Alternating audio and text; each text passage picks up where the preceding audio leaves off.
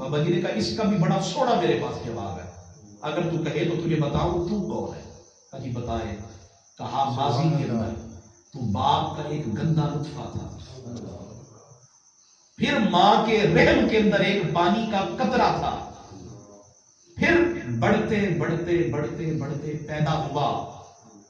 जब पैदा हुआ तो अब तेरी वैल्यू ये है कि तेरे पेट में पेशाब और पखाना है। मुस्तकबिल बताओ, फ्यूचर बताओ, आने वाले वक्त के अंदर जब तू मर जाएगा ना, कब्र में जाएगा, तेरे कब्र के कीड़े तेरे जिस्म को खा जाएंगे, सिर्फ ये पुष्ट वाली हड्डी बाकी रह जाएगी।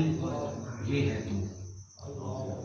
हिल गया। कहने लगा जी बाबा जी आपने मुझे बता दिया कि मैं कौन, मैं कौन। ये नाज कैसा। तो भाई बड़ी गाड़ी पे चढ़ गए तो नाज आ गया, फखर आ गया। सोना लट्ठे का जोड़ा पहन लिया तो बंदे का मिजाज बदल गया। तो चंद करोड़ मिल गए हैं, अरबों खरबों मिल गए हैं, मुझे बताएं ये दौलत तो पीछे रह जाएगी, बंदे ने कब्र की तरफ जाना है। मैंने कहा कुछ भी आ जाए, सोड़ा बंदा वो है, कुछ भी आ जाए लेकिन उसका मिजाज न बदले, अपनी हैसियत को न भूले। वो कहे यार वो मुझे याद है मेरा बाबा मेहनतें करता था, मेरा बाबा मुशक्कतें उठाता था। बहुत सारे लोग हैं वो भाई जब बड़ी तालीम हासिल कर लेते हैं ना, बड़ा कारोबार हो जाता है, तो फिर पता वो क्या करते हैं, फिर अपने कोलीग को, अपने दोस्तों को तारुफ नहीं करवाते अपने बाबे के साथ। तो बाबा जी तो देहाती है, वो तो चादर कमीज में रहने वाले हैं, वो बड़े सादा लोग हैं, और ये हाई फाई लोग हैं, ये बड़े आला मिजाज के लोग हैं, बड़े बड़े ओहदों के साथ बैठने वाले, विराजमान होने वाले, इनके साथ तारुफ करवाना है। और फिर ये सादा से मिजाज वाला, बगैर स्त्री के कपड़े पहनने वाले बाबे का तारुफ करवाऊं, ये मेरा बाबा है, इससे तो मेरी वैल्यू कम हो जाएगी। मैंने कहा ना, अपनी मट्टी पे चलने का सलीका सीखो, संगे मरमर पे चलोगे तो फिसल जाओगे। इसलिए नाज नहीं होना चाहिए, फखर नहीं होना चाहिए। कुरान की आयत है इन्नल लज़ीना कज़्ज़बू बिआयातिना वस्तकबरू अन्हा। फरमाया जो बंदा तकब्बुर करता है, तकब्बुर, फखर, अकड़, गर्दन में सरिया, किसी पे उसका कोई भी देख लेना, किसी को हिकारत की निगाह से देखा, ये तो कोई बंदा है ही नहीं, ये सारे निकम्मे, मैं ही अच्छा हूं। 5 नमाजें पढ़कर सारे मोहल्ले वाले बेनमाजी नजर आने लगे। एक हज करके आया, सारे ही तुसे निकम्मे हुए, वेदनी में तुसा। भाई तू हो आया है, बंदों के लिए हो के आया है या अल्लाह के लिए? अल्लाह के लिए हो के आया है। कुरान कहता है जो बंदा तकब्बुर करता है ना, तो फरमाया पैगाम हुक्म क्या है, ला तुफत्तहु लहुम अबवाबुस समा। फरमाया उसके आमाल जब आसमान की तरफ जाते हैं तो आसमान के दरवाजे खुलते नहीं है। वला यदखुलूनल जन्ना हत्ता यलिजल जमल फी सम्मिल गियार। फरमाया ये बताओ, रब पूछ रहा है मुझसे, आपसे, हमसे पूछ रहा है, ये बताओ ये जो सुई होती है ना, सुई, उसका जो सुराख होता है जिसमें डाला जाता है, फरमाया ये बताओ क्या इसमें से कोई, तुम में से कोई बंदा इतनी पावर रखने वाला है कि ऊंट गुजार के दिखाए? कोई है हम में से? कयामत तक कोई एक बंदा ऐसा हो जो सुई के नाके में से, सुराख में से ऊंट गुजार के दिखाए? या अल्लाह नहीं गुजार सकते। इतना छोटा सा सुराख जिसमें से धागा बड़ी मुश्किल से गुजरता है, ऊंट इतना बड़ा, ये कैसे गुजरेगा? फरमाया जैसे ऊंट का सुई के सुराख में से गुजरना नामुमकिन है, यूं ही तकब्बुर करने वाले का जन्नत में जाना भी नामुमकिन है।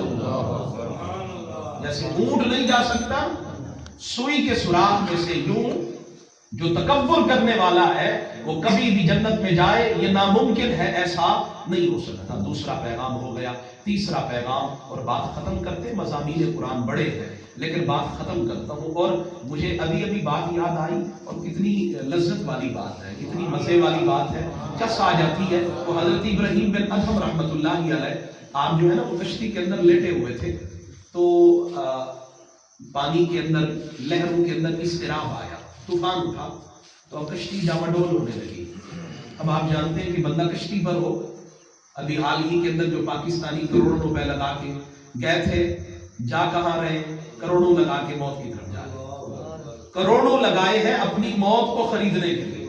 सुनी होगी आपने वो कहानी, वो आप दोस्त जो नीचे गई थी, वो नीचे तक गई थी, वो एक टाइटैनिक को देखने के लिए गए थे, लेकिन गए कहां थे? वो समझ रहे थे हम लौट आएंगे, लेकिन रब ने फरमाया नहीं, लौट के नहीं आना है, بہت بڑے پاکستان کے امیر ترین خاندانوں کے اندر ان کا بزنس اور ان کا کاروبار، ان کی تجارت اتنی بڑی ہے، بڑے بڑے خاندانوں میں ان کا شمار ہوتا ہے، لیکن موت کو خریدا ہے کروڑوں لگا کر، باپ بھی موت کے منہ میں، بیٹا بھی موت کے منہ میں۔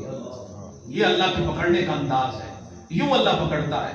تو حضرت ابراہیم بن ادم کشتی کے اندر سوار ہے، لیٹے ہوئے ہیں، اب ہوا میں جب وہ دریا کی لہروں کے اندر سرکشی آئی نا، لوگوں کو لگا کہ اب ڈوب جائیں گے، لوگ رونے لگے، جزا فضا کرنے لگے، توبہ استغفار۔ حضرت ابراہیم بن ادم چادر اوڑھ کر لمبی تان کے سوئے ہوئے مزے، انہوں نے کہا دیکھو انظروا الی ھذا الرجل، ایک چنگا بندہ ہے، ساکو موت ہی پئی ہوئی ہے، ساکو جان بھی پئی ہوئی ہے، اے سکون دے نال مزے کرنا پہ نیند کر رہا ہے، اسے کوئی ڈر ہی نہیں ہے۔ آپ نے نور چہرے سے کپڑا ہٹایا، فرمایا کیا ہوا ہے؟ انہوں نے کہا کیا ہوا ہے، ابھی ہم مچھلیوں کا لقمہ بن جائیں گے، ابھی ختم ہو جائیں گے، پانی میں غرق ہو جائیں گے، ڈوبنا بڑا مشکل ہے، سانس جب رک جائے نا تو وہ بڑی مشکل ہوتی ہے۔ حضرت ابراہیم بن ادم نے یوں آسمان کی طرف دیکھا، کہنے لگے ارئیتنا قدرتک، تو نے اپنی طاقت دکھائی ہے،